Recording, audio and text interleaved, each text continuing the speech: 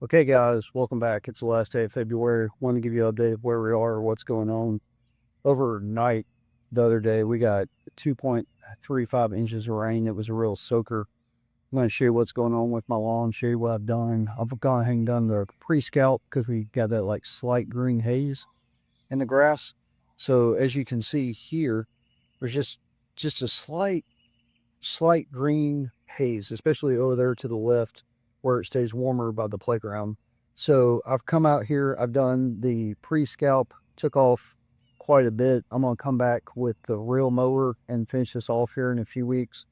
But I think we're to the point now we should be out of the danger of frost, but there's always a chance that that could happen. We could get another frost probably into the beginning of April. This is going to be March in Alabama, so it's always a gamble. You never know what's going to happen.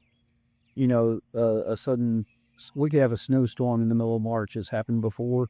So it's totally a gamble. But as each day passes, we get more out of that danger of frost. We get more chances of staying out of that danger.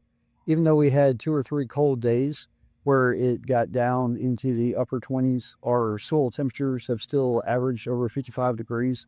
So if you haven't gotten out your pre-emergent for the spring, you definitely need to be working on that. And you probably, if you're going to go ahead and scalp, want to get that first light coat of fertilizer. No need to go heavy on it. It's still kind of cool. You just want to help the grass go ahead and warm up.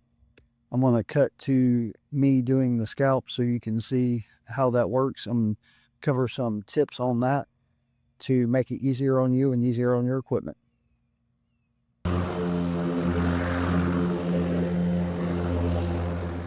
Okay, guys, you can see here I'm going over the yard with the Ryobi mower.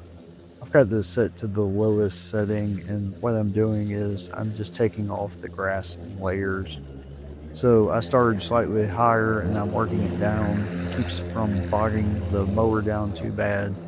So to complete this scalp here in the back where the grass is super thick, I'm going to go over it twice with the Ryobi mower, and then I will go over it later with the real mower and lower the real mower down each time. So doing a total of 4 light scalps. That keeps the stress off the equipment and also makes it to where I can just take it off piece by piece.